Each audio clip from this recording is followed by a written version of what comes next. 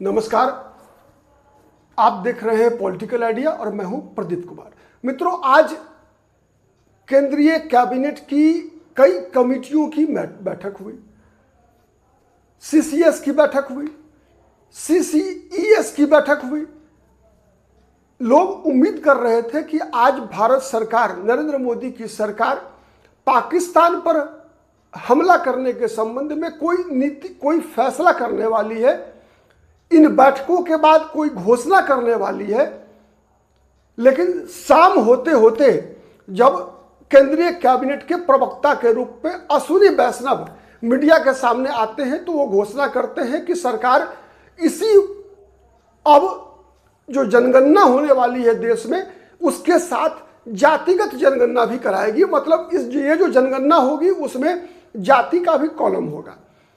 अगर हम आज सरकार के इस फैसले को राजनीतिक चश्मे से देखें तो निश्चित रूप से यह फैसला कहीं ना कहीं राहुल गांधी के द्वारा तैयार किए गए दबाव का असर है।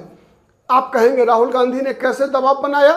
तो राहुल गांधी ने दबाव ऐसे बनाया कि आप याद कीजिए, जिस दिन दिल्ली में विधानसभा का चुनाव हो रहा था, राहुल गांधी उस दिन बिहार के दौरे पर थे।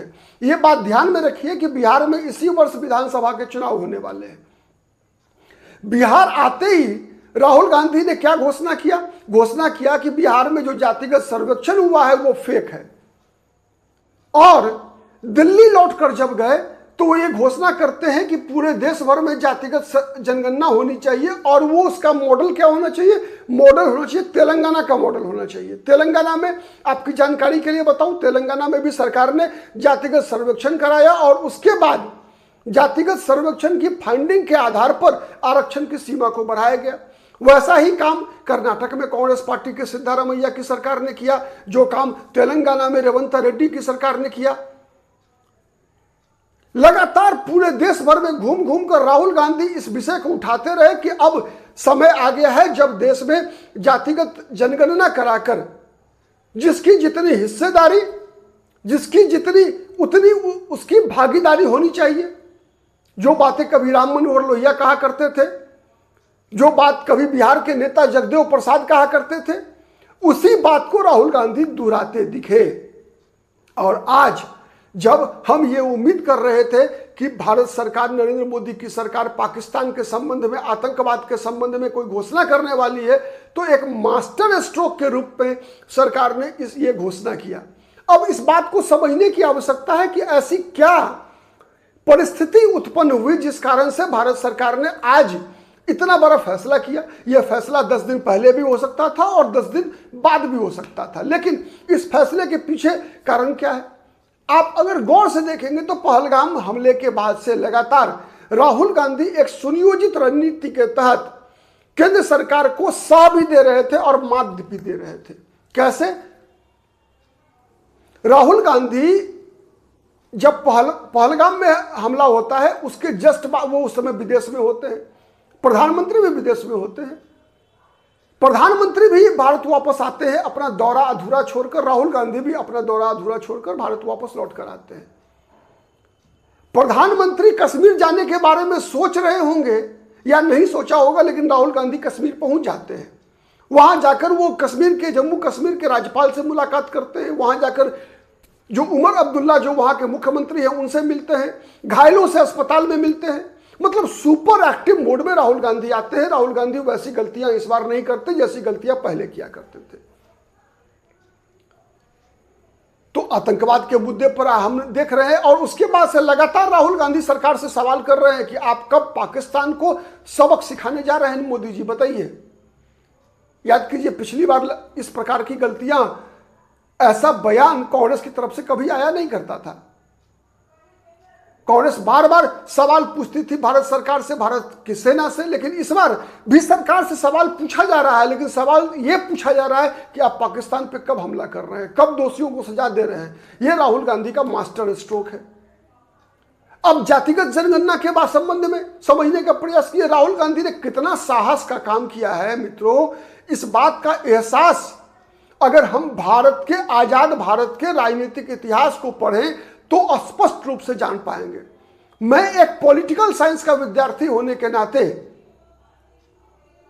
मैं दावे से कह सकता हूं और कई उदाहरण आपको दे रहा हूं। आप याद की, आपको शायद जो वर्तमान पीढ़ी है, जो आज के युवा हैं, उनको पता नहीं होगा, जो फिर पॉलिटिकल साइंस के स्टूडेंट नहीं है, जिनका राजनीति में कम रुझान रहा है, इंटरेस्ट रहा है, उनको शायद पता नहीं हो। लेकिन मैं बताऊं आपको, 1931 में देश में अंतिम बार जातीय जनगणना हुई थी।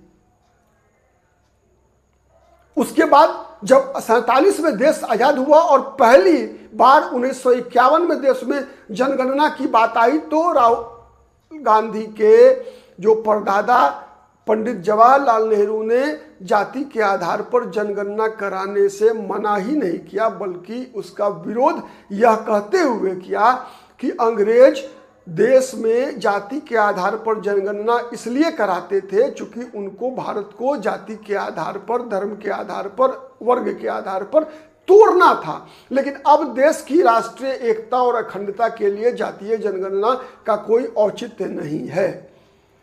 तो 51 में नहीं हुआ, 61 में फिर जवाहरलाल नेहरू ही प्रधानमंत्री थे, 61 में नहीं हुआ, 71 में नहीं हुआ। चूंकि पता है आपको, जानकारी के लिए बताऊं कि हर 10 वर्ष पर जाति जनगणना होती है देश में। 71 में नहीं हुआ, 71 में राहुल गांधी की दादी इंदिरा गांधी प्रधानमंत्री थी। 81 में नहीं हुआ, चूंकि 81 में भी इंदिरा गांधी ही प्रधानमंत्री थी। 91 में नहीं हुआ, 91 में पीवी नरसिम्हा राव देश के प्रधानमंत्री थे, कांग्रेस के प्रधानमंत्री थे। 2001 में नहीं हुआ, 2001 में भी 2001 में केवल अपवाद है जब राहुल गांधी के पूर्वज देश के शासन में नहीं थे, अटल बिहारी वाजपेयी देश के प्रधानमंत्री थे। 2011 में जाति का कॉलम था जनगणना में, रिपोर्ट भी आई, लेकिन उस रिपोर्ट को मनमोहन सिंह की सरकार ने, मनमोहन सिंह तो कहने को प्रधानमंत्री थे, राहुल गांधी की माताश्री सुपर पीएम हुआ करती थी सोनिया गांधी, लेकिन जातिगत गणना की रिपोर्ट आने के बाद भी उस रिपोर्ट को प्रकाशित नहीं किया गया 2011 में। 2021 में कोविड से देश ग्रसित था, पूरा विश्व प्रभावित था, इसीलिए जनगणना को टाल दिया गया है। शायद 26 में होना है जनगणना। तो ये इतनी परिस्थितियों के बाद, और आपको मैं बताऊं, 81 में भी ऐसी मांग उठी थी जातिगत जनगणना कराने की, इंदिरा गांधी ने सिरे से नकार दिया था। वही तर्क, जो तर्क जवाहरलाल नेहरू ने 51 में दिया था, वही तर्क इंदिरा गांधी ने दिया। दूसरा उदाहरण मैं बता रहा हूं, काका कालेलकर आयोग बनी थी देश में 1951 में कि पिछड़े वर्गों की आर्थिक और सामाजिक स्थिति का पता लगाकर उनके लिए जो भी उचित प्रबंध हो करने की, संरक्षण के लिए, आरक्षण के लिए, उसका सिफारिश काका कालेलकर आयोग करे। कमेटी बनी, रिपोर्ट भी आ गई 1953 में, लेकिन 1955 में जवाहरलाल नेहरू ने उस रिपोर्ट को सिरे से नकार दिया। उन्होंने कहा कि इसकी कोई आवश्यकता नहीं है, ये डस्टबिन में डालने लायक है, it deserves to be posted at dustbin. ये जवाहरलाल नेहरू का बयान था। 1979 में देश के प्रधानमंत्री मोरारजी देसाई थे, गैर कांग्रेसी प्रधानमंत्री थे। उन्होंने मंडल कमीशन बनाई, फिर पिछड़े वर्गों की, जैसे काका कालेलकर आयोग बनी थी वैसा ही मंडल कमीशन बना। मंडल कमीशन ने बीपी मंडल, जो बिहार के ही नेता थे, बिहार के पूर्व मुख्यमंत्री भी रहे थे, उनके नेतृत्व में मंडल कमीशन बना। मंडल कमीशन ने 1980 में अपनी रिपोर्ट सबमिट कर दी। तब तक सरकार बदल गई थी, इंदिरा गांधी प्रधानमंत्री बन चुकी थी। इंदिरा गांधी की सरकार के समक्ष वो रिपोर्ट आई, इंदिरा गांधी ने उस रिपोर्ट को लागू करने से सिरे से नकार दिया और 80 से लेकर 89 तक इंदिरा गांधी और राजीव गांधी बाद में प्रधानमंत्री रहे, लेकिन सरकार ने उस मंडल आयोग की रिपोर्ट पर पड़े हुए धूल को झाड़ना उचित नहीं समझा। उसके बाद 89 में जब बीपी सिंह प्रधानमंत्री बने, तो सबको पता है कि देवीलाल ने विद्रोह किया जनता दल से। उस विद्रोह से निपटने के लिए रामविलास पासवान और शरद यादव की सलाह पर विश्वनाथ प्रताप सिंह की सरकार ने मंडल कमीशन की रिपोर्ट लागू किया। मंडल कमीशन की रिपोर्ट लागू होते ही पूरे देश भर में आंदोलन की शुरुआत हो गई। सवर्ण छात्र सड़क पर आ गए, आत्मदाह होने लगा, जातीय हिंसा होने लगा। और इस बीच जब संसद में इस पर बहस हो रही थी, तो सबसे कड़ा विरोध राजीव गांधी ने किया। गूगल करके कोई भी चेक कर सकते हैं कि राजीव गांधी का बयान लोकसभा में क्या था मंडल आयोग की रिपोर्ट लागू करने के बाद। इतना ही नहीं, पूरे देश भर में सड़क पर हिंसक आंदोलन का नेतृत्व कांग्रेस पार्टी के नेता कर रहे थे।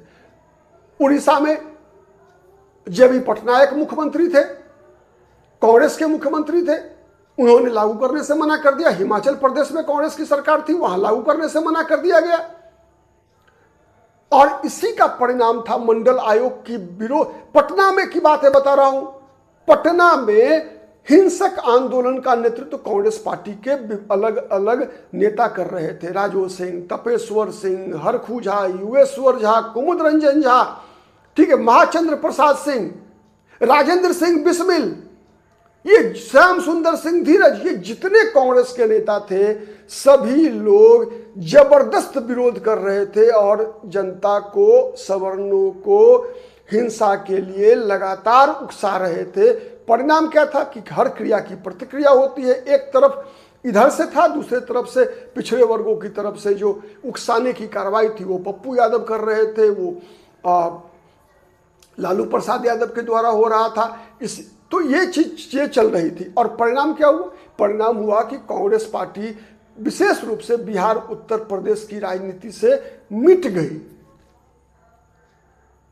तो ये कांग्रेस का पिछड़े वर्गों की राजनीति का इतिहास रहा। उसके बाद राहुल गांधी का इतना बड़ा साहस करना काबिले तारीफ है। काबिले तारीफ है कि राहुल गांधी ने एक तरह से अपने पंडित जवाहरलाल नेहरू, इंदिरा गांधी, राजीव गांधी सबकी गलतियों को एक तरह से स्वीकार करते हुए इस विषय को इतना बड़ा मुद्दा बनाया और इस मुद्दे पर अंततः भारत की सरकार को झुकना पड़ा।